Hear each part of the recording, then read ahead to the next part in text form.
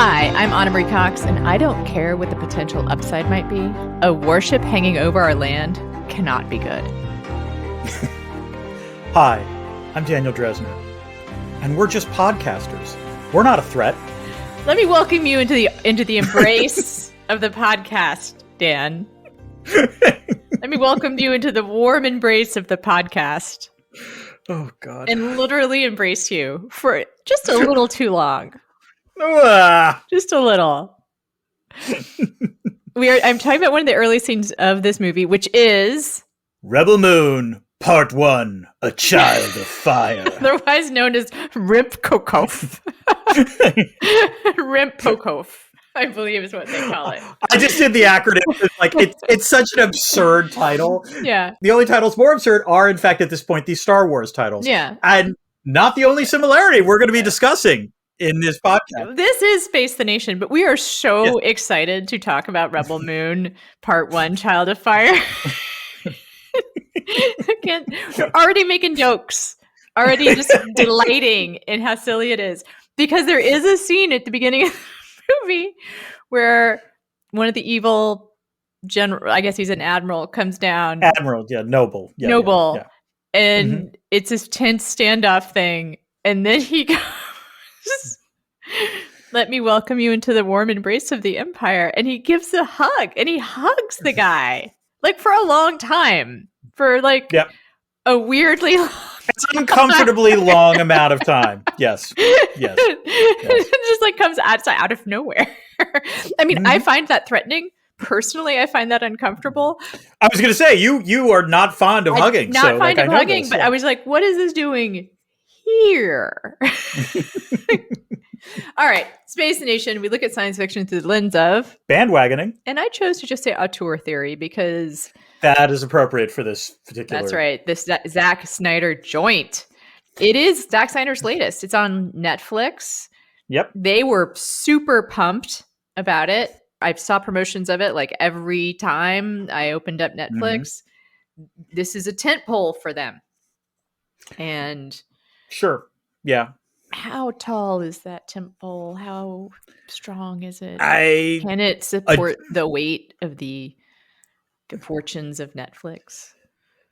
They have had a good year. I hate to say this, but like mostly by comparison to other streaming services. But let's put it this way. Their other big success this year was re-releasing Suits, I believe. And I have questions about. This we can save this for critique of capitalism, talk, because I have questions about the soundness of Netflix's strategy model. This model. All right. Speaking of soundness of models. Yes. Economic models. Speaking of economic models, this podcast functions on the kindness of strangers, in the sense of we really would like it if you became a patron if you're not already one. So if you go to our Patreon page at patreon.com/spacethenation, consider becoming a patron for as little as $3 a month, for as many as, $25 a month. Either way, we would be really grateful. And another great way to support the show, costs you absolutely nothing. Rate and review it. Tell your friends and neighbors. I don't know if it's possible to give them a holiday gift of a gift subscription, but it should be possible. Yeah. And if not, much like an uncomfortable hug coupon that you could have, you could just write out the coupon saying, I will sponsor you, because there might be friends that you think should listen to it. You could create a whole separate persona for them online and use that to sign up for a patron account and gift them this new online identity. Also useful if they have a porn addiction. Miss Georgina Santos or something like that. And also if you're not a patron, you know it right away because there were ads before we started talking. Yeah. If you're a patron, you won't hear those ads. Imagine. That's like saving time out of your day. It's not just it's like a mental load relieved from you. It's not just the lifting of aggravation. It is, honestly, ironically enough, if you become a patron, it's a more efficient consumption of Well, you are directly compensating us for our labor, which is, in a way, a blow to capitalism, because you're refusing to participate in the further commodification of our labor and in the consumerism that would, around ads. But do not confuse your business of commerce with our business of revolution. If you start thinking about it just for a second. I thought of you immediately when I heard that line, and I was like, "Oh, Anna's gonna laugh." This movie has a very odd relationship to capitalism. That's for sure. Do we want to get into how we are? We went on so long in the last episode. I feel like I'm good. You're good. Holidays all right. Okay. Yep. Yeah. I've had a frustrating day, but that is I'm sorry, Anna. It's when little things go wrong. I also did, and I promised to tell you about the Hinge date I went on, but maybe we'll just save that for an AUA. I think we possibly should not. I don't know how the date went, but I will say, as the potential person who would have been on that date, I'm not sure talking about it on the podcast would You're be, right. That's probably not a good thing to do. If that person's listening to this podcast right now, I'll just say it was totally fine. It was good. I could tell a funny story or two about it, but it was fine. Person who may or may not be listening to this podcast. Okay, and with that, let's get to why we're doing this episode. Let's talk about it. I'm not gonna lie. Why are we doing this? I don't know anymore, Anna. In the before time, I think the idea was to see what Zack Snyder would do with a Star Wars meets Seven Samurai kind of property, which is what this basically is. Yeah. But I'm not going to lie, I was so bored by the end of the film that my memory, I've lost all memory of my life before watching this film. Yeah. I think I'm a professor. I'm not entirely sure. It's though you crashed in a spaceship on a rural, agricultural centered planet. And exactly.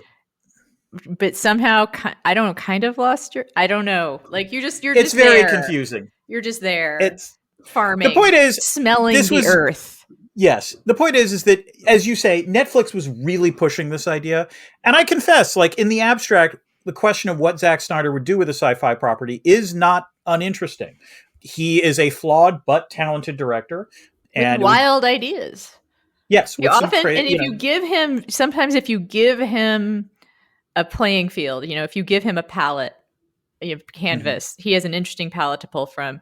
He's not constrained, in his imagination, except I guess in this particular, it's like he constrained himself. Except for this film, in which he borrows from a whole variety of other films that we're going to talk about. He also mines his own properties, as near as I can figure, and we will talk about all of this. Yeah, right. But first, we have to address the obvious question: will this podcast ruin it for you? In the sense of, do you need to watch this film to listen to this podcast? Anna and I are in unison on this one. No, you don't. You really don't. You might not get some of the jokes that we've been making up till now, because we've been referencing dumb things in the movie. And we're going to reference a lot more. If you wish that, like Dan forgetting his life in the before time, much like our main character seems to have come out of nowhere. Although not forgotten, she just doesn't talk about it, I guess. She's just very taceturn about it. She's very taciturn about it. Yeah. Oh, she's a child of war, Dan. She doesn't know. She doesn't know love. She doesn't know love. Yeah. Okay. Let's just talk about the story behind the story. And as I understand the story behind the story, Anna, this was essentially a Zack Snyder pitch to Disney/Lucasfilm to make an adult Star Wars. Is that correct? Yes, that is correct. I've cut and pasted the Wikipedia entry here rather than trying to do my own research. But I will, much like Snyder has probably cut and pasted other things from other movies. I was like, I'm just gonna, great artists steal, and also not so great artists steal sometimes. Yeah, we had we're going to maybe have a little contest later to name all the different references, like all the different things he's pulling from. But the big one is Kurosawa. Yes, the Seven Samurai, which Seven Samurai is not boring. That's the thing. I don't know. Like, no, it's not. It's a great goddamn film. Yeah, it really is. You know, there's a lot of plots that are getting the gang together that are not just a weird, just getting the gang. I don't know how to put it. Like, you really just like, they have no problems getting the gang together either. That's another weird thing, is that they just go about like, let's go get this person. Okay, check. Let's go get this person. Check. Anyway, that's the Seventh Samurai part. And yes, Star Wars, it's hard actually to say there are plot beats picked up from Star Wars. There are a fair amount of plot beats. There is also there's a Mos Eisley scene. There's a cantina scene that's literally that. Mm-hmm. I would say that visually the Heavy Metal magazine influence is pretty clear.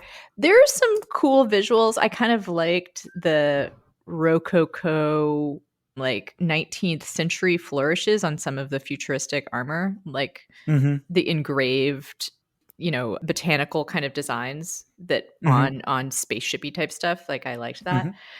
But yeah, he pitched it as a Star Wars film to Lucasfilm. I guess it died. A project kind of died when Disney bought Lucasfilm. Not so interested in adult Star Wars until someone made Andor. Until Andor, I was just saying, like, I love. Yeah, turns out there was something missing from the Star Wars universe. It was not gratuitous violence, like, I have to admit, I do kind of want to more evil. I would really pay a lot of money to have Tony Gilroy review this film and Zack Snyder review Andor. It would be fascinating to watch what their takes would be on the other ones. Well, what's interesting too is, we've talked about, I think one of the reasons why Tony Gilroy's take on Star Wars is so great is because he's not a huge fan of the franchise. No, he's not. Yeah. Whereas apparently, Zack Snyder's a huge fan, but doesn't seem to understand what parts of it work. Right. He's like, he picked up all the stuff from it that's not very interesting, including trying to base this in some kind of trade war. Like, You know what I think really worked well in the prequels, Anna? It started with sanctions. I think we should keep that part in. Let's start. That's the tentpole of the film, and all we need to do is just stress the trade embargo even more. And you're a specialist on sanctions. I would think that this is like something you were like, yes. No, because I was an adult when The Phantom Menace came out and thought, oh God, this is going to ruin sanctions forever as a topic of study. So this is also pretty clear. He wanted it to be a video game in addition to a film. It does feel like a lot of cutscenes sometimes, like nothing but cutscenes. Like there is some action, which is not very good. No, it really isn't. Anyway, I was going to just mention this other screenwriter, Shay Hatton and Kurt Johnstad. Kurt Johnstad is a frequent collaborator of Snyder's, not surprisingly. Wrote screenplays for 300 and Atomic Blonde. I love this little piece of detail. I like Atomic Blonde. Was tapped to write one of two competing screenplays for Aquaman. Well, Aquaman. Aquaman was a different film. And his did not win. So, okay. And then the other person who worked on the screenplay is Shay Hatton, best known for John Wick Chapter 3, Army of the Dead, Army of Thieves, and John Wick Chapter 4. There is nothing remotely clever about this particular script. There's like one or two lines that I actually liked, and we'll get to that in the debris field. But other than that, it is a rote screenplay. I mean, it's with so much useless exposition. The movie opens with Anthony Hopkins reading what essentially would be the Star Wars crawl. Yeah. Stuff that I'm like, and I'm has like, nothing to do with anything. Has nothing to do with anything. Yeah. It was like, I actually thought an AI wrote it. It was that. Yeah. Knowing it helps not at all. Like this movie does one of the things that we've talked about before that bad, not good, bad, but bad movies often do, which is tells and shows. Yeah. Like it shows you a thing, a piece of information, a character beat, and then tells you what it showed you. Oh, can I discuss my favorite highlight in terms of this? There is the scene where like there's been a shocking betrayal that was not shocking in the slightest. And, our heroes are all immobilized and, Admiral Noble, who is the big bad, played by Ed Skrein, doing Ed Skrein stuff, actually monologues all of these characters that we have already met and have already heard their backstory, mostly, just repeating it. It's a scene that you would usually put at the beginning of the movie, like when we're rounding up the usual suspects. Who are you? Right. Who are the people who have the biggest bounties on their head in the galaxy? Yeah. Well, there's this person and this person and this person, and those are the people we're out to get. And then they have bounties on their heads, and then the movie goes forward. The movie would proceed. This happens with like maybe a half hour left in the film, and it was like, why are we revisiting this? Although I don't think it's a half hour left. I think it's like 10 minutes, but it sure felt like a half hour. It felt longer. Yes, that's entirely about. Like, the point is like, I have to wonder, like, did someone at Netflix say, hey, Zach, they're probably going to be folding their laundry while they're watching a lot of this film. You might want to, like, reintroduce the characters just in case. That's all we're saying here. Even then. That's just a little note. Yeah. Even then, the fact that they've been arrested by the big bad, they're wanted. Yeah. Like, they could just be like, you are the people that we've wanted more than anything. Anyway, Chekhov's what's it, Dan? Chekhov's robot, and actually there's so much that like appears in the first act of this film that then melts away and then like makes a brief appearance at the end. But I would go with Chekhov's robot, voiced by Anthony Hopkins. Chekhov's weird flesh plugs. I did like that, actually. I did like the flesh plugs. There is an unusual amount of tentacle porn. Hentai? There's hentai porn? Yeah, you noticed, I assume. Like, there's a couple of like tentacly sexy things that happen. Yeah. And weird. More than your average movie, but that's the Heavy Metal Magazine thing, I think. Also, and by the way, this that tentacle Most movies have zero tentacle porn. Just for reference, Dan, I don't know what you're watching lately. We used to be a country. Vast majority. We used to be a proper country that had a certain amount of tentacle porn in every film. Now look where we are, Anna. Now look where we are, okay? Yes. Thank God Zack Snyder exists. Okay. The only thing I will say is that this is yet another example of Snyder not just borrowing from other films, which we will get to. He also borrows from himself, because that tentacle thing reminded me of Sucker Punch, where it's I have not seen, for perhaps reasons that you can into it. Yeah, I can guess. Yeah. But there's some German soldiers in a dream sequence that actually looks very similar to that. And we'll talk about some other similarities. Okay. Right after we get to explaining the plot. And there's on none. principle, Why would we talk about a plot, Dan? Snyder didn't care about having a plot. So just to be clear, I refuse to write a detailed plot summary of this film. There's no 4 acts in this film. Okay? Why? Because the plot is just so fucking derivative, Anna. Like, I don't know how else to put it. Reduced to its essence, the plot is that Cora, a former Imperium soldier who flees to the farming world of Velt, responds to the Imperium return by deciding to resist. Oh, God, yes. I don't know why Velt. That was not great and kept making me think of South Africa. Okay. She and her farmer friend travel to the stars and collect 7 space samurai to resist Admiral Noble and his dreadnought. There's a shocking, not shocking double cross and a fight and a cliffhanger of an ending. The better way to describe this plot, as far as I'm concerned, Anna, is the ways in which it is similar to and different from Star Wars Episode 4, A New Hope. You go. The similarities. There's an empire. There's a resistance. Okay, again, just sort of basic. The film starts on a small, out-of-the-way farming planet that seems very ill-suited for farming. Like... It's not desert, at least. True. Like, I grant you that. Yeah. Fair enough. But, like, also, like, it's this weird thing, and this is also, like, confusing.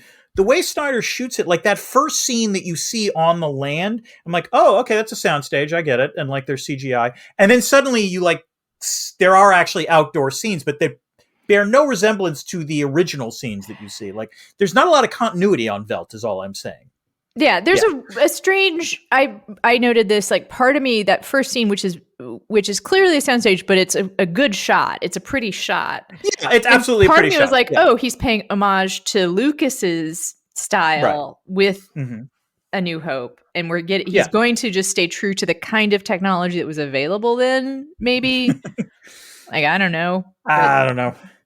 Anyway, the other things that are similar, there's space magic. There are sympathetic droids. they're less interesting. Both the space magic and the sympathetic droids are actually less interesting than the Star Wars versions of this, which is saying something.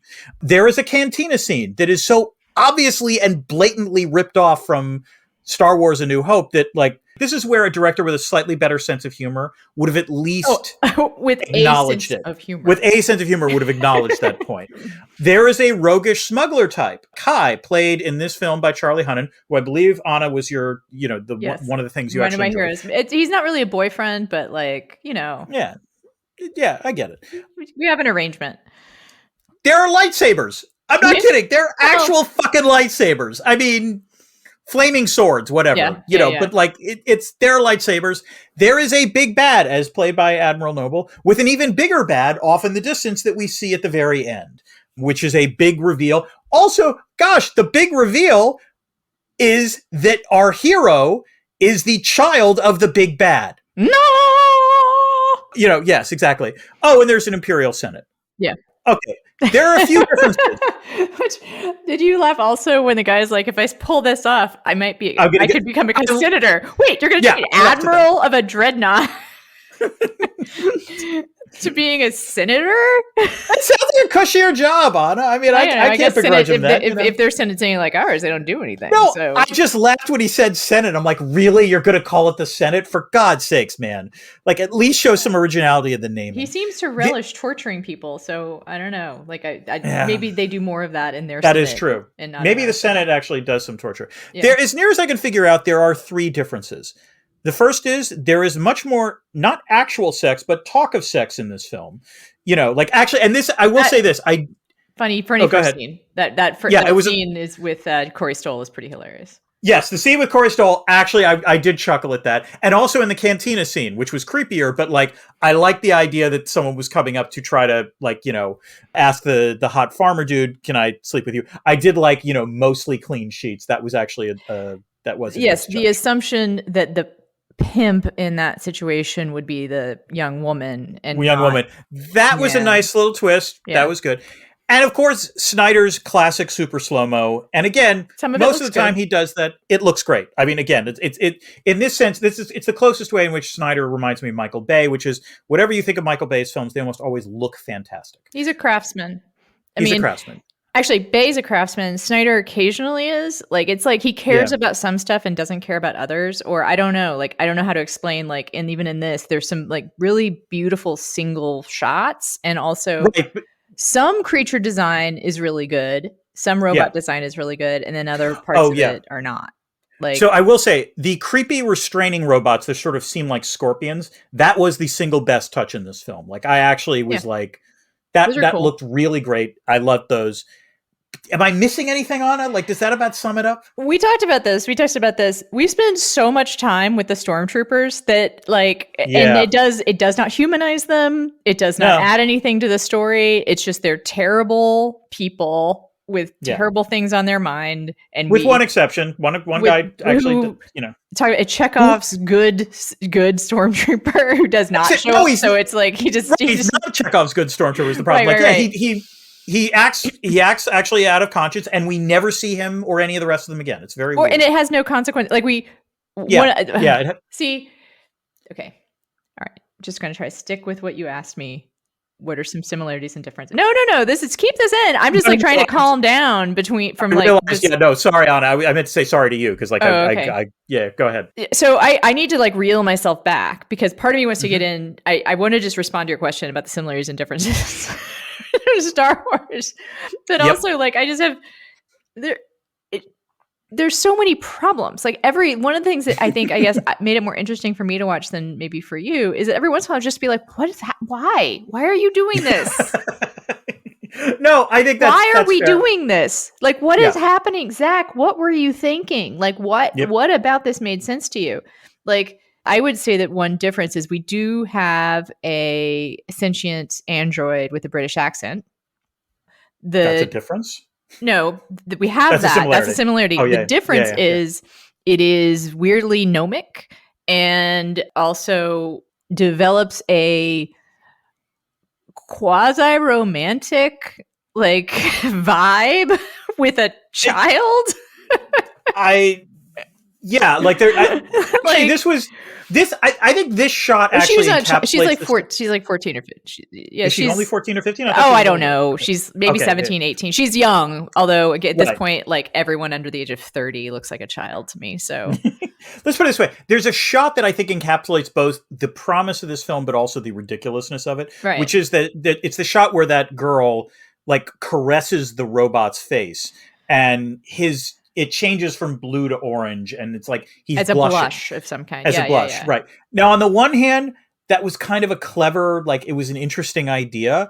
On the other hand, it's so obviously absurd and doesn't go anywhere after that it demonstrates, like, again, we were talking about the vibe goes, like, from 0 to 60. Like, he does this monologue with her about, like, how you remind me of the princess that was killed. Right. Which, by the way, I did watch one of the explainer videos about this. Oh, really? Okay, yes. And people who I think would admit they've thought too much about it, like more than Zack Snyder has, but she could be like the reincarnation or the daughter of this dead princess. Which would explain also why they developed this vibe almost immediately. Like when he's like, the best of us died when she died. And she says, It lives in you. And it's like 5 minutes after they met. Yeah. Yeah. You know, like then on the plus side, like this is the movie. The very cool design of that robot. Like this is where there's the filigree engraving, the way that he moves and everything. Love Anthony Hopkins, voiceover. I hope he like bought another summer house or whatever. Like, the man deserves it for the hour he spent like recording the lines. And then I was going to say also, if we're going to just do, this is maybe where we can do what other movies it pulls from. Or do you actually? This gets to the next question. Yes, the next question, of course, which is, how is this science fiction different from all other science fictions? And my answer is, it's not. It's not. It's so fucking derivative. I have two answers: super slow-mo and attempted gang rape. That is pretty much it. You can correct me if I'm wrong. Attempted gang rape sounds really, really bad. That's not quite. It's attempted is the key. Oh, it's attempted, but it's like it's unsettling, and it is unsettling. Yeah. And it's it's one of those things that feels offensive to me because it's lazy. It's like it is. You don't have to go this far into what they're planning. Like, right. Or there are better ways to shoot that where you create the sense of dread that you need to create, but don't need to they just kind of drag it out. It's just I get what's happening. I get it. I understand what's happening here. Like, but let's talk about where this film borrows from. Now, Star Wars, we've obviously said The Seven Samurai is the other obvious source of inspiration. What else do you have, Anna? I have the 300. Or 300. Oh, so we're including Snyder films. I think we include Snyder films. Yeah, no, 300. I kept laughing. I kept laughing at the character that is obviously from 300 in this film. I don't even remember the character's name. He's the shirtless dude who keeps riding the eagle. Oh, him. Yeah, the shirtless dude. I have his name too. And I had my question about him was Tarak. Yeah. Tarak. That's right. Are they supplying him with razors to shave his chest? Well, also he's supposed to be prisoner. He is completely clean shaven, like on his chestal area. Yep. In a way that I don't think is natural. I know there are some, genetic, some people can have more chest hair than others, but completely like a Grindr ad, like a Grindr profile, sweaty, oiled, shirtless, supposedly a prisoner. He looks great. I mean, he also looks like he literally walked off the set of 300. Yeah. I mean, it's just hysterical. I actually kept laughing because you see everyone else, like you understand why he might have been shirtless when we first encounter him because he's an indentured servant. Right, exactly. But he just stays shirtless throughout the entire rest of the film, and it's always comfortable. I'm happy for you, Anna. I'm happy for all of those, like both heterosexual and homosexual, who would find that attractive because he's a good-looking man. I'm not, that's right. But it was just. I assume that you could just be like, well, that's a very nice set of muscles he has there. Yeah, that is. I admired that. Aesthetically pleasing. But yes, he borrows from 300. Where else you got? I also have Days of Heaven. the Terrence Malick film. How does he borrow from that? Well, that's that golden hour filming of the farm community and like the kind of slow-mo, like let's walk through the fields together. I mean, obviously he's nothing like Terrence Malick, but that sense of like like golden hour rural idol, you know. I also have Star Wars, Starship Troopers. I guess just so. I mean, like the Nazi-ness of the the bad guys are much more Nazi than that's true or telegraphed to be Nazi than there's no subtlety in terms of the good and bad. Right. And then I have Ender's Game in the child soldier part of it, where Cora at one point says she was given a command at age 18. Which I was going to ask you for our IR section. Good idea, Dan. Probably not, Anna. No, that's not really how I would recommend doing it. And then also I have very jokingly put down Downton Abbey. Okay. The way that the Admiral Noble sort of carries himself, which I don't know if it's intentional. I think it's intentionally funny, but there's so little humor in this movie. I don't know. But the striking contrast between, you know, this awful dreadnought and like the sort of Baroque evil and his like, so how are you? Also, do you know what I mean? Like he has this sort of in a British accent, so how are you? You know, like he goes to this kind of like genteel, like, let's pretend that I'm not wearing a Nazi officer uniform and that I've just like come to your farm to like see how things are going. It was suitably creepy. Also, I did like that he wears a necktie through most of this film. I don't know. So I have a few others, three of which are Snyder films. So like, as I said, he borrows from Sucker Punch a little bit in the way he structures some of this stuff. Watchmen, it kind of reminded me of, you know, in terms of the space magic and, you know, like it evokes that. And also Snyder has explicitly said that this is apparently part of the Army of the Dead universe, although I really have no idea what that means. How would it be? He said that. I don't know. I have no clue, but he has said they're part of the same thing. Oh, and Harry Potter, the whole Buckbeak thing. I don't know what the name of that but like that was Harry Potter. Oh, by the way, this does remind me, the thing that I laughed the hardest at in this film by far is when Turok is like trying to, you know, ride this space eagle, I will say. Yeah. And correct me if I'm wrong, there is a brief shot where we go to Snyder super slow-mo where the space eagle looks directly to camera. It broke the fourth wall. Space Eagle's like, are you seeing this, Mom? Exactly. And I just lost it. I don't know if that was intentional. But it was just very funny. Yeah. Yeah. Are we still going? So I don't have much else about where it borrows from. I mean, I think it's a lot of heavy. I mean, I never really took in a lot of heavy metal magazine. I just have sort of like the cultural knowledge of it as being like a thing. And of course, seeing images from it. I think I may have seen the movie. I saw the movie Heavy Metal. Which this does not really borrow much from, I think. No, but it has like one of the things that's weird about it. And maybe this is how it's different from other stuff is this weird Baroque language it does. Like the very pretentious like statements all the time. Yeah, although that's like Star Wars too, if you think about it. I mean, you're right. I guess they just don't pull it off at all. Right, that's the problem. The problem, like, you know, I said this before the podcast, like, there is a lot to criticize if you want to go to where the Star Wars universe has gone at this point. And even if you go back and like watch the original Star Wars, there are things you can criticize. But I think Zack Snyder has done the Star Wars universe a service to remind us that Star Wars, the original film, was actually a pretty entertaining movie, because this ain't. Well, yeah, and and also this is a good recipe of what you don't need to add. Right? Like you don't need, I don't know why this sticks in my head as one of the big problems, but it's the sticking with the bad. It's like so much bad guys. Like so much uninteresting bad guys. But maybe just what I'm responding to is everyone's uninteresting, and what one is.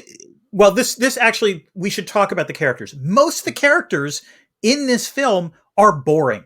They are not terribly interesting. They are either no conflicts.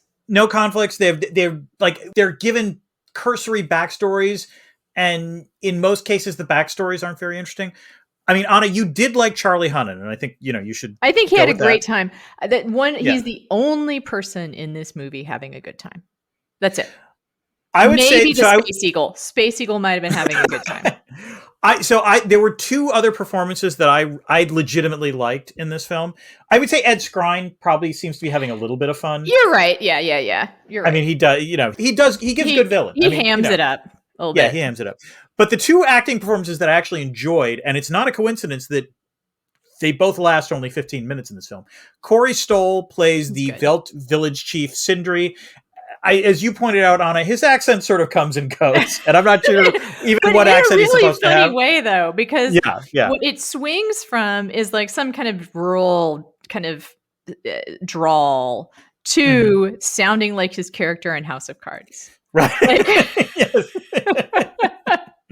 What would have been funnier is if when the general came and really he saw that his life was on the line, he had then reverted to his House of Cards voice. He starts to kind of wheel and that's what he goes to that voice when they're doing a little bit of wheeling and dealing, like they're talking about the strategy to deal with the dreadnought and with the Motherland. Motherworld. I don't know. Yeah. As far as Ray Fisher goes, he's on he's barely on screen. I get that he's definitely magnetic on there when he's on screen. Yeah. The Charlie Hunnam problem is that he's so in a different movie. It's like he doesn't belong here. He doesn't belong. He's the one. He's the Han Solo character, except bad guy Han Solo. Yeah. And as soon as he's like, hey, why don't I join up with you guys? With my ironic sort of, jokes and my roguish, sense of humor smile, my whole devil may care attitude. I'm like, what are you doing with these people? These people take themselves so fucking seriously. You can't actually want to hang out with them. You do not actually want to be with them. Therefore, I am very suspicious. And in my notes, I've written, don't go with him, Because what happens? They're like, are you a bounty hunter? He's like, no, I'm more of an opportunist. Let me help you out. I'm sorry. I now have this mental image of you somehow inserting yourself into the cantina scene where Cora has to use the facilities and in the girls' room, you're like, girl, don't go with him. Do not. He's what are you doing? Nothing but trouble. Also, he tells you, I'm an opportunist. Right. Okay. And then she's like, and I want to help you. And she's like, we can't pay you very much. That's fine. There's something up. I was going to say, the moment he says that's fine, it's like, boy, you're the least convincing scoundrel I've ever, What kind of opportunist is saying, don't worry about paying me. But I'm in this for the adventure, Yeah. Yes, I did want to say, I honestly question why this movie even exists. I'm not sure it has a lot of virtues, but I did really enjoy Ray Fisher as Darian Bloodaxe, which I admit is a cool as fuck name. I like the name Bloodaxe, but he is. It's very different from his role as Cyborg, and I know that he's suffered somewhat because of the whole mishigas that went around with the making of Justice League. This movie at least proves that he can act, and he is a legitimately charismatic actor. And I wonder, supposedly he had some bad blood with Zack Snyder over that. Right. And if we're going to say maybe the best thing to come out of this movie is that they have healed whatever kind of rift there was in their relationship. Because I do want Ray Fisher to get work. Do I want Zack Snyder to get more work? That is the problem. I mean, I will save some of these thoughts for after we take a break, Dan.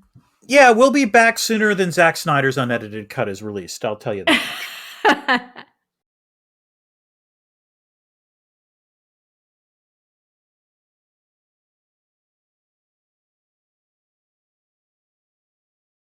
And we're back. Good. I'm glad. We're back.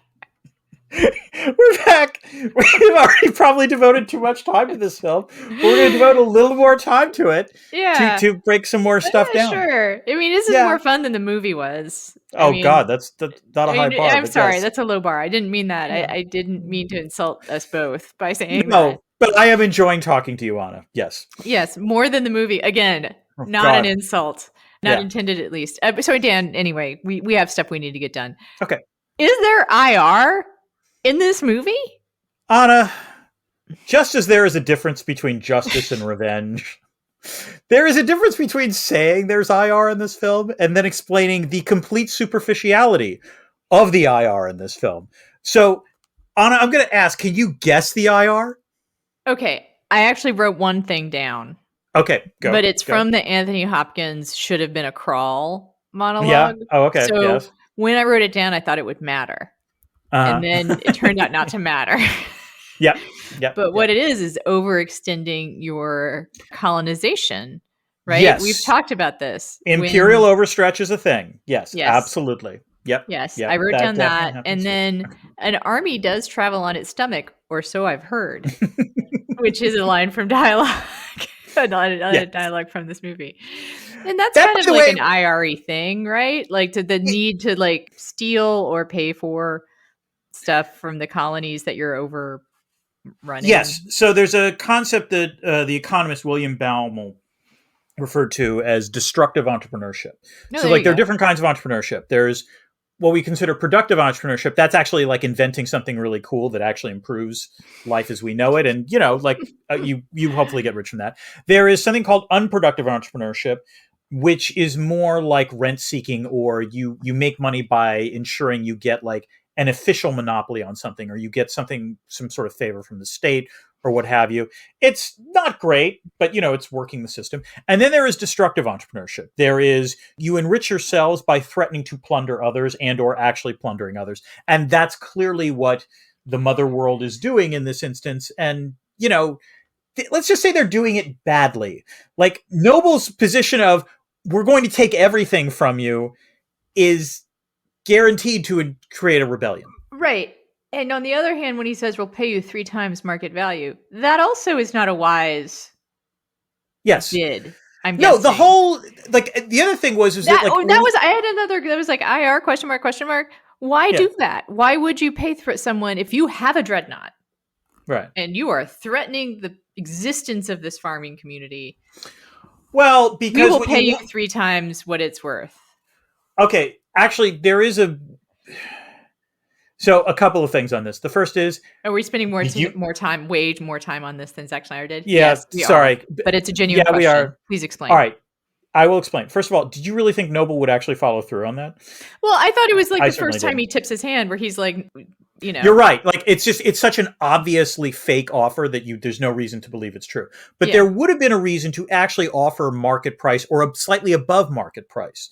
There actually would have been a reason for that, which is simply, if you actually incentivize these people to grow as much grain as they can because of the knowledge that they're going to make more, that's a lot easier than actually, as you say, using the dreadnought to try to coerce them, because they still have to grow the wheat. You can't actually do it. So in some ways, actually, the initial dialogue between Noble and the Veltfolk evokes, God help me, the Melian dialogue. Which is...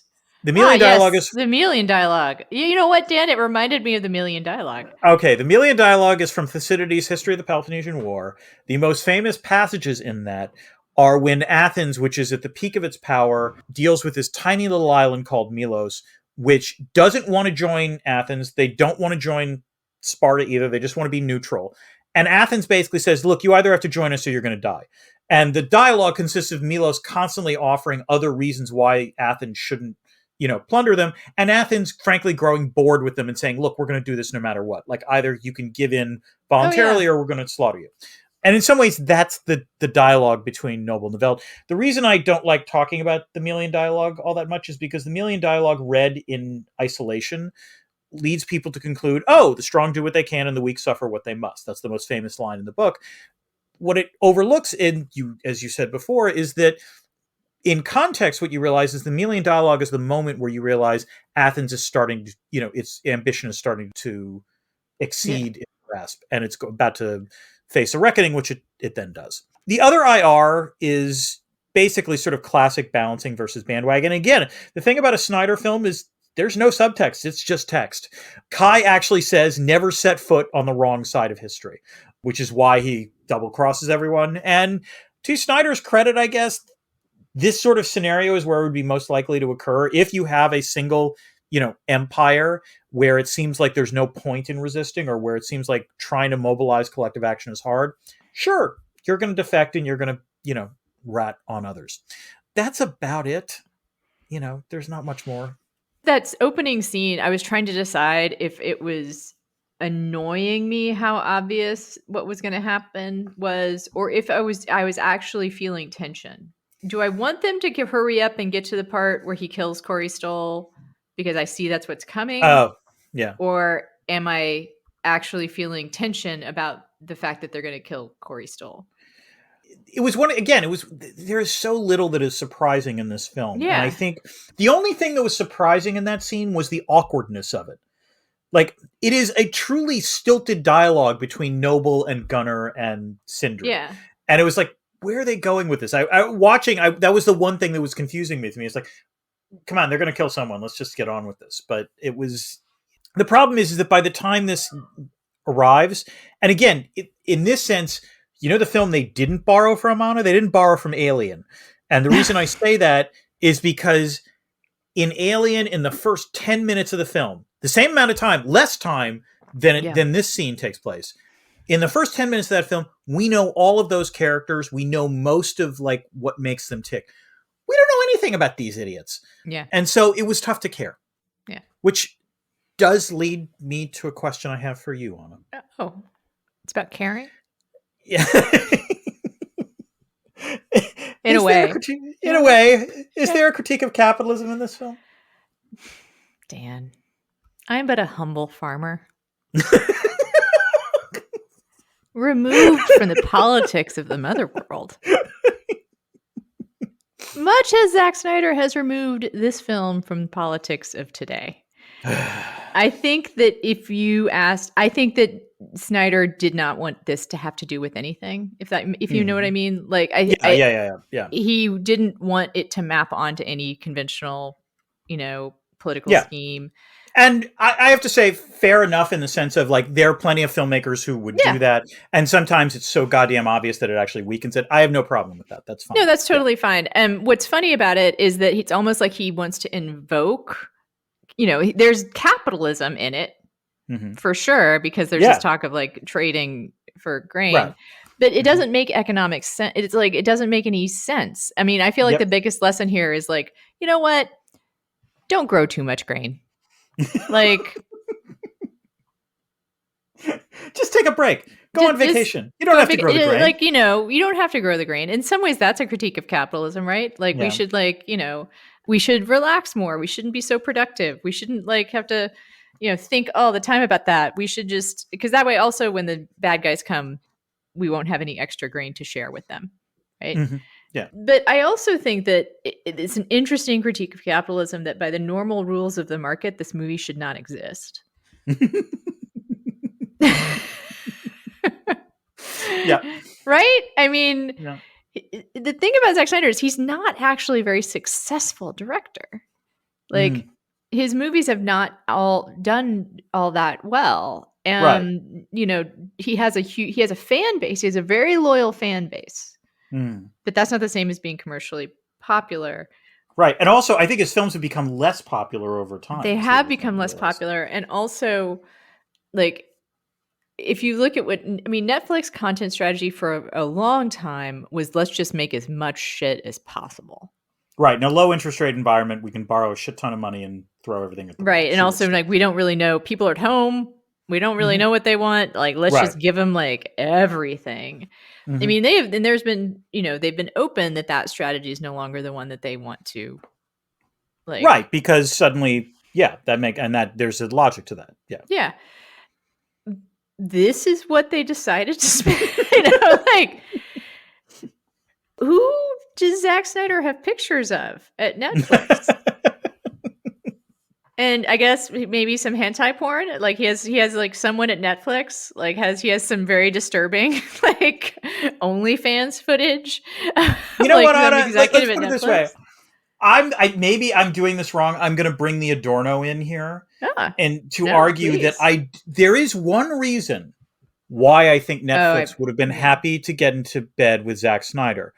And that is that they knew they were going to be able to release multiple versions of each of these films. because we, the logic has been, and I've seen stories about this already, about, oh my God, this is such a badly edited version of the film. And it is badly edited. Yeah. It really is. Like, there are characters, we've said this, there are characters that are very prominent in the first, like, hour that just disappear and don't reappear. And there is going to be a sequel that is coming out in April, which is, I believe, called Rebel Moon Part 2, The Scargiver. And that takes place in the Welt. Right. Yes.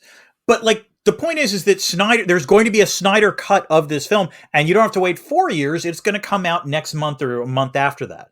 And God knows, I'm sure there's going to be an extra special Snyder cut of this film. And so it allows them to, repeat multiple times, releasing the same thing, just mixed in a slightly different Snyder blender. Right. And also there is an Adorno critique that because what this movie is the appearance of originality without actually being original. Yes, exactly. And in that way, it shares the same, what he might say about almost any superhero franchise, which, although this isn't superhero, but this is a, franchised IP in a way. And it's so obviously intended to be a franchise. Yeah. Right. It's obviously intended to be a franchise, and it just takes the familiar and replicates it and trusts that the audience's familiarity with these images and these tropes will do the work of what art should do. Right. And that's I agree. And that's the weird thing about this film, as near as I can figure, because in some ways it had the opposite effect on me, which is, as I was watching, I was like, Star Wars, Seven Samurai, Star Wars, except, and this, I don't want to knock the actors here, because, the actors that we haven't talked about, like Sofia Boutella and Jimon Hansu, they are good actors. They have been great in other stuff.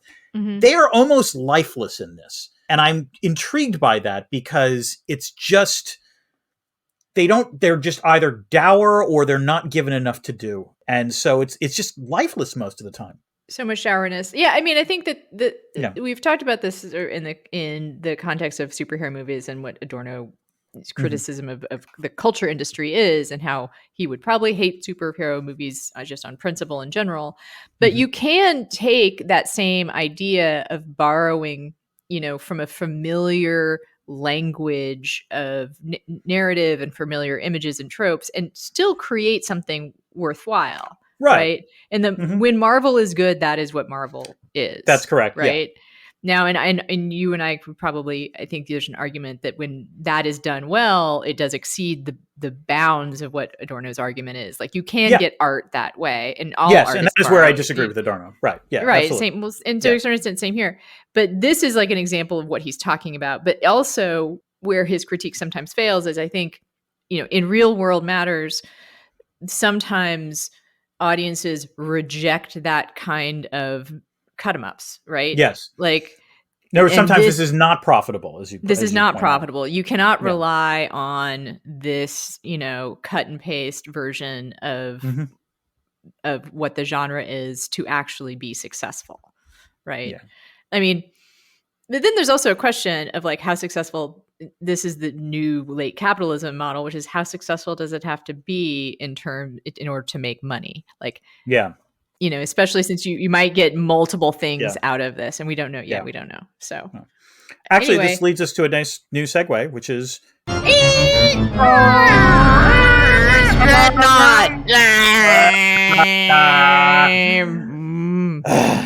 This leads us to Discord and Notes. This is where we take questions from the Discord and answer them on the podcast. By the way, the Discord, one of the best reasons to become a patron, because it's a whole bunch of cool people. In this case, the question is from Dan Brennan, who actually asked a question very right on point with what we were just talking about. Is Netflix trying to Snyder cut itself by releasing a bad edit of the film? And it's true. All the buzz about this film has suggested that it's a bad edit. And I will say maybe, because it is probably true that if you give Snyder this much money, you should just let him edit the film. Because, and I mean this sincerely, this is unusual, every Snyder cut of his film is usually better. But this is like saying every Grisham movie is better than the Grisham book. It's not saying much. In other words, like, and I think we talked about this when we talked about the Snyder cut of Justice League. There were some interesting things in there, but in the end, the only time you're going to watch a 4-hour version of that film is when you're in the middle of a pandemic and you can't go anywhere. He's not interesting enough. as a filmmaker, and his ideas are not interesting enough to warrant constant watching of this. I find his career more interesting than the movies themselves, right? Yeah. Like, this is an example in some ways, like maybe it's just because he's like a white guy. Like he keeps getting these opportunities to make stuff that's not very good and not that interesting. Yeah. You were saying I enjoyed this movie more than you did, and I don't enjoy is a strong word. I was frustrated with it in a way that I'm interested. Like, I am interested in how someone can keep making with this level of bad choice making. Yeah. You know, who is his God? Who is like, what dark magics has he worked to like get the kind of license that he's gotten? You know, what orifices has he plugged stuff into? Yeah. Sorry. You know, I mean, I wonder, and like, if you look back and he's, you know, gotten less interesting and less successful, like, is he a case when we like he actually should be forced to be making 30-minute, you know, like episodes? Would he benefit from someone making him be less? I don't think he would, because again, as we said before, the studio edited versions of everything he has done, you know, at least everything he's done in the last 10 years, at least, have been worse than his edited versions. Now, part of that is because this is a guy who can't tell a plot in 20 minutes when 200 will do. And that's, I think, one problem that he has. But it is a confounding thing, because also you know, there are Snyder things that I liked. I love his version of Dawn of the Dead. At some point we should actually do it, because it's a delightfully, you know, interesting version of that film. I think his Watchmen was underrated, actually. I agree. But, you know, and I think I liked Man of Steel a little more than you did, but there are things I liked in that. Everything since then is just, ugh. I mean, we talked about this too, which is that it misses good, bad movie. Yeah. Not by a little, but also not by a lot. But what it has in common with good, bad movies is the clear enthusiasm that Snyder has, right? Like that he really wants to make these movies. He is passionate about these movies. And I think he's passionate about them in a way that Michael Bay isn't. Like, Michael Bay doesn't really give a fuck. Like, he just wants to make crap. Like, he cares about how it looks. He's a good craftsman. Interested in art, not interested in like making statements, but just Snyder in that sense is like obsessive. Roland Emmerich, in that Emmerich, we've talked about this before. Emmerich cares about the schlock he winds up making, but he cares about it, and that actually lifts it up. In some ways, Snyder in that sense is similar.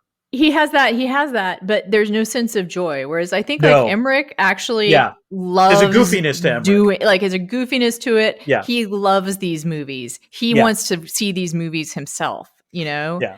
He's the audience for the movie as well as the creator. Whereas like Snyder, I don't know. Like, Snyder keeps doing this and thinking this is art. And the problem is that there are moments to like in some of his films, particularly the recent films, but honestly, no, it's not art. It's just grimdark. It's the level of self-seriousness. That's what keeps it from being good, bad. I mean, and also he does not get good performances out of his actors. We already discussed this. Like, I think Charlie Hunnam, the reason he stood out so much to me is he does seem like he's in a different movie. Yeah. Like, he seems like he's going against whatever it is. He's not grimdark, right? Or whatever he is in that role. Like, you ever. Yeah. Yeah. I do want to know how the hell he convinced Snyder to speak with an Irish accent in this film. That's just bizarre, because I don't think he's Irish. I think he's English. I think so. Like, it's just, I mean, whatever. Like, I mean, I found that endearing too, because it's just like, I did notice it. So I guess in that sense, I'm paying attention to the performance. So in that sense, mission accomplished. But it was like, why is he speaking like? I couldn't figure it out. Yeah. Yeah. He's a rogue. He's a rogue, Dan. Oh, wait. It's the dreadnought firing on us. Again, more dreadnought bullshit. More dreadnought. Yes. Debris field. Where we talk about the stuff we haven't already gotten to talk about. Dan, I could just sit here and read you pretentious lines from the movie that I laughed at. Do you want to do that for a little bit? Yes. Well, there is, we are but humble farmers, far removed from the politics of Motherworld. I have only 3 or 4 things, so why don't you pick like 3 or 4 lines? Let's see. Well, I have this thing that the monologue that Cora gives, which is this, but understand, I am a child of war.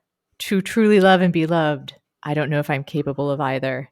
The very idea of love, of family, was beaten out of me. Like, that in itself is pretentious, but not as pretentious as like, why did you tell us this? Like, this is the tell and show of the movie. It's like, you didn't, you've already telegraphed to us that she's like a refugee or like somehow come away from a violent life, and that she's got a backstory. And she's got a bad backstory, and she's not interested in having romantic relationships. So we get it. Like, we get it. You don't need to tell us this. But you go, and then I'll look for an even more pretentious line. I did forget one film this very consciously borrows from, which is weirdly Schindler's List. Okay. And it is, look, I know it's the conversation on the veldt when the farmers are like, they won't kill us. They need us. Yeah. That is straight from Schindler's List. I'm sorry. That was an obvious borrow there. So yeah. I actually had a line. I wrote a note during that section where I said, "This is a movie about platforming Nazis." Oh God.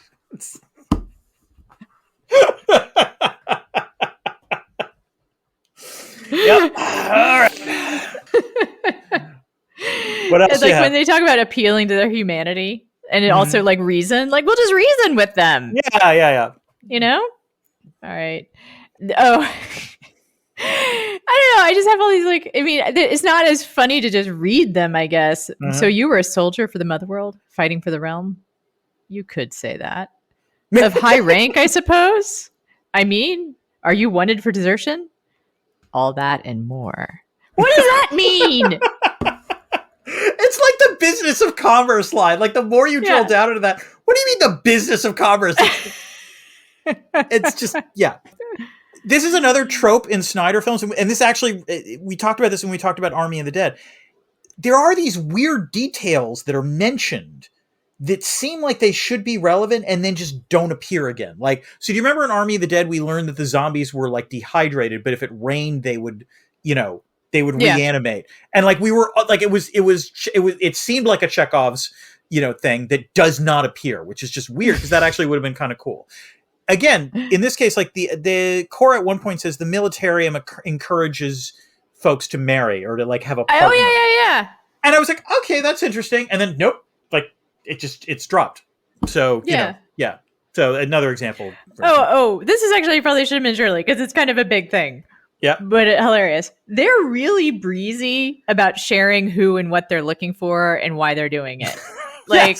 They're just like, hey, we're putting together a gang of people to fight the Empire. We're looking for these people. Okay, sorry. Has anyone ever heard of General Titus? Anyone? Because we need him to fight. Hello. We need him to fight against the Imperial.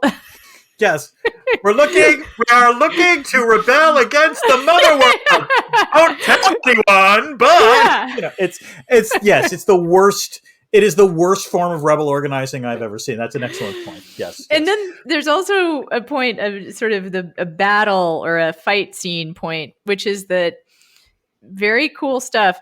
Their space guns seem not to penetrate wood. I don't know if there's no reason for you to notice this, except that like in the fights, the thing with the space guns, and this is something a lot of movies don't do well, but it's a testament to how bad this movie is that I paid attention to it, which is that you have these super powerful lasers, but you can't have people die like right away, right? Like you can't have them work so well. Yeah. That one shot kills people. But in this one, what happens is they duck underneath table, like in the bar scene. Oh, like they do the thing where they turn up a table. And that stops a laser. Apparently. And that stops the laser. I would like to see the commercial of like trying to reach the bartenders of, do you have laser fights in your bar? Try this laser resistant wood we've got, Then I also have like a pay as you can space pirate. This is the Charlie Hunnam problem. Yes. Take a penny, leave a penny. Space piracy. Oh, by the way, I forgot about this. The another absurd thing was the indentured servitude to Rock had to free himself. Oh, like, yeah.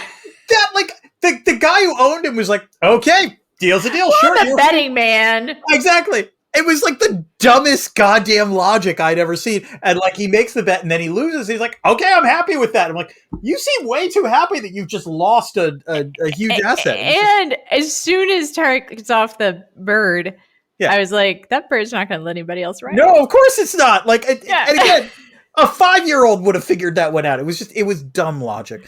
I just laughed. I mean, I'm sure you watched this with closed captioning as well. At the very end, there, like when we meet Belisarius, who is the big bad, there's a moment where it says, astral energy crepitates. Yes! I laughed at that. I had to look up crepitates. I thought crepitates was a fake word. It's a real word. So I had the same thing. It's a real word. It means create like crackling. Ripples? Yeah, crackling. Ripples, exactly. crackling. Yeah. That's right. Yeah. So I think I have another couple things here. I have one line that I liked, and that's it. That's the last thing I've got. Spider Lady was pretty cool. Oh yeah, played by Jenna Malone. Good. That was one of the good creature designs. I felt like. Absolutely. Also, was an attempt to have some kind of moral gray area that then. No, this is classic Spider. Yeah, go anywhere. Actually, set up a legitimately interesting premise for why she was doing what she was doing, and then nope, we're just gonna. Yeah. If you can dissect people's brains for information, why bother interrogating them? It's a valid question, Anna. I think that's a really good question. Okay. Yeah. And also, this another thing that doesn't come up anywhere. Like, it turns out we can dissect people's brains for any information they be holding back. Yeah, I don't know. Maybe like the interrogators would make bets about how much they got from the information. It was just bad. There was one line that I liked, and it's Cora saying, "Kindness is a virtue worth dying for." Like that was almost Star Wars level of dialogue, which is not mean it was great dialogue, but means it would have been fine in a Star Wars movie. So, like I said, they don't make much of a secret about what they're doing and who they're trying to find and why they're doing it. There's a line: "If the farmer found us, it won't be long until until Noble does." No shit. Yes. No. That was actually correct. He probably should have found you first. Like, it's kind of amazing that the backwater farmer folks found you. When they're on that planet and with the this is the blood axes, I believe, right? Yes, yeah. and you see all the ships fly in. I assumed that was the mother world. I didn't think that was the blood axes. I thought, they got there first. Okay, that makes sense. Oh no, it is the blood axes. Okay, so it was just silly. There's a couple of good lines here. This is more than just the fall of a prick of an officer and his men. Mm-hmm. And then I think we cannot end without talking about the ending that you and I both had the same reaction to. Oh, yeah. Let's close on this. So, the plot reveal is that they managed to escape from Admiral Noble. They, I think, defeat the dreadnought, or mostly, it falls from the sky. Yeah. Oh, my God. Right. Okay, huge problem with dreadnought design. Let me point this out. Yes. Yeah. That the pilot is in a glass blister on the front of the dreadnought, but apparently not. It just makes no sense. And that this glass, apparently the dreadnought flies through space.